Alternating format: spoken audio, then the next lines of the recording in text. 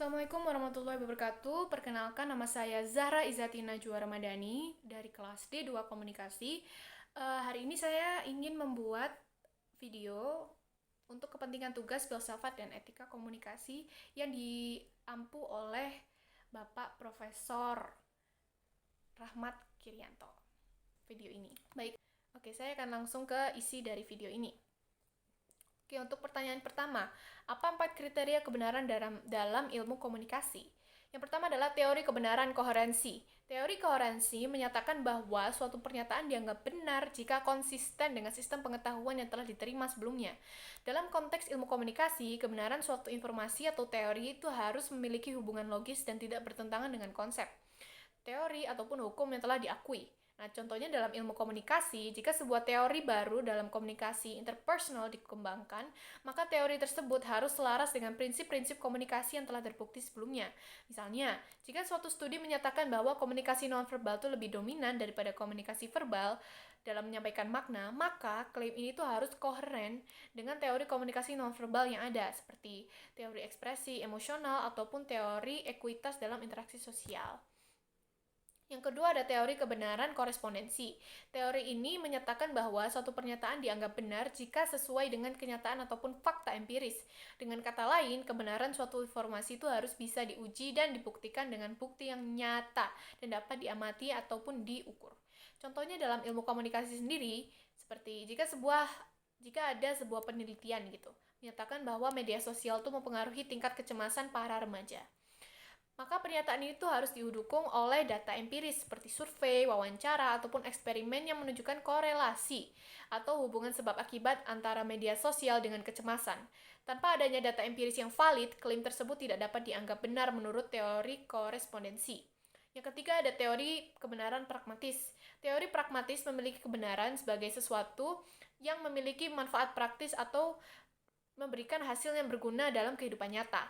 Sebuah pernyataan ataupun teori dianggap benar jika dapat diterapkan dan memberikan efek yang bermanfaat bagi individu ataupun masyarakat. Contohnya dalam ilmu komunikasi adalah konsep komunikasi persuasif dalam periklanan.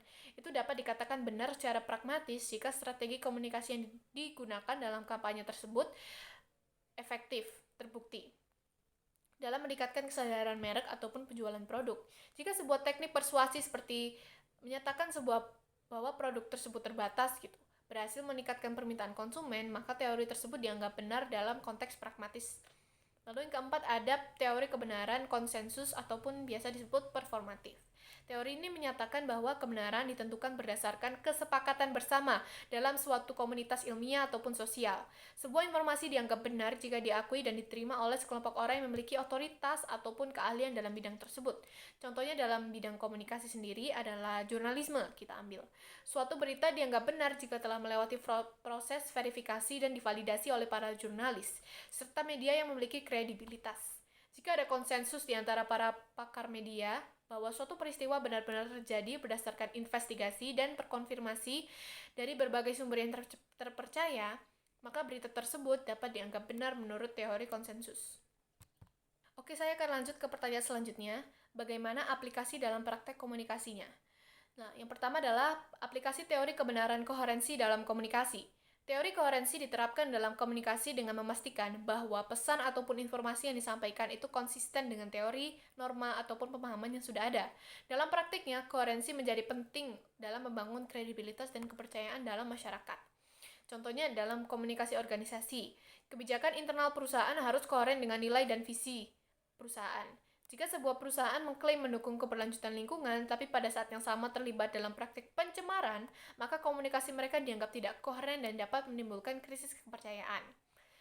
Misalnya dalam public relation, pernyataan resmi perusahaan itu harus sesuai dengan kebijakan sebelumnya dan tidak bertentangan dengan informasi yang telah disampaikan sebelumnya. Lalu yang kedua adalah aplikasi teori kebenaran korespondensi dalam komunikasi. Teori ini menekankan bahwa informasi yang disampaikan dalam komunikasi itu harus sesuai dengan fakta ataupun realitas. Dalam praktik komunikasi, ini berarti bahwa klaim ataupun pesan yang dikomunikasikan itu harus bisa diverifikasi dengan bukti nyata. Contohnya, contohnya kita ambil dari jurnalisme. Seorang jurnalis harus memastikan bahwa berita yang ditulisnya itu berbasis fakta dengan melakukan verifikasi sumber dan investigasi sebelum publikasi. Berita palsu ataupun fake news melanggar prinsip korespondensi karena tidak sesuai dengan realitas yang dapat dibuktikan. Lalu dari segi media sosial, influencer ataupun pembuat konten yang mengklaim manfaat suatu produk itu harus memiliki bukti ataupun data yang mendukung klaim mereka. Jika seseorang mempromosikan suplemen kesehatan dan mengklaim bahwa itu bisa menyembuhkan penyakit tanpa bukti ilmiah, maka informasi tersebut tidak dapat memenuhi standar korespondensi. Lalu yang ketiga adalah aplikasi teori kebenaran pragmatis dalam komunikasi. Dalam teori pragmatis, informasi dianggap benar jika bermanfaat ataupun memiliki konsekuensi positif dalam kehidupan nyata. Dalam praktik komunikasi, hal ini berarti bahwa pesan yang disampaikan itu harus memberikan dampak yang nyata bagi audiens. Contohnya, kita ambil dari periklanan dan pemasaran. Sebuah strategi komunikasi dalam pemasaran dianggap berhasil jika mampu meningkatkan penjualan ataupun kesadaran merek. Misalnya, kampanye pemasaran yang menargetkan pelanggan dengan pesan yang meyakinkan dan memberikan dampak positif pada keputusan pembelian dianggap benar secara pragmatis. Lalu, dari komunikasi krisis. Dalam situasi krisis, seorang juru bicara perusahaan itu harus memberikan informasi yang dapat meredakan kepanikan dan membantu publik dalam keputusan yang lebih baik. Misalnya, dalam pandemi COVID-19. Kampanye komunikasi tentang protokol kesehatan yang dapat mengurangi penyebaran virus adalah benar secara pragmatis karena terbukti bermanfaat bagi masyarakat. Lalu yang keempat adalah aplikasi teori kebenaran konsensus dalam komunikasi.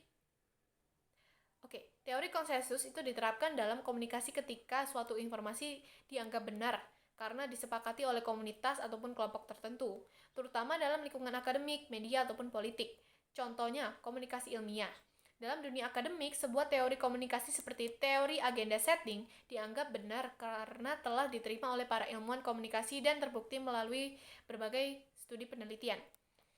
Lalu dari segi media massa, dalam produksi berita, informasi yang diterbitkan seringkali mengikuti standar yang telah disepakati oleh komunitas jurnalis, seperti kode etik jurnalistik yang mengutamakan keakuratan, keseimbangan, dan verifikasi.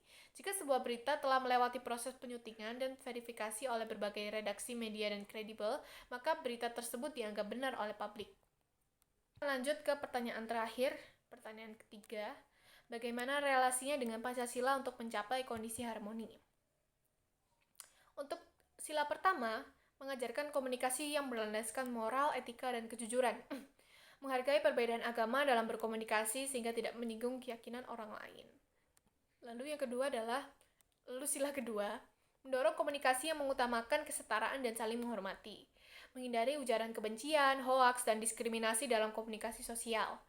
Lalu sila ketiga adalah dengan memperkuat komunikasi yang bersifat inklusif yang mengutamakan kepentingan bersama, menggunakan bahasa yang tidak memecah belah persatuan bangsa.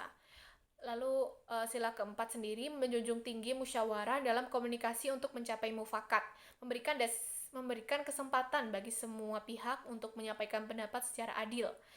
Dan sila kelima adalah nilai keadilan sosial. Dan sila kelima memastikan komunikasi tidak hanya dimonopoli oleh pihak tertentu, tapi juga memberikan ruang bagi semua lapisan masyarakat, menekankan transparansi, kejujuran, dan keseimbangan informasi dalam interaksi sosial. Gitu. Sekian dari saya. Wassalamualaikum warahmatullahi wabarakatuh.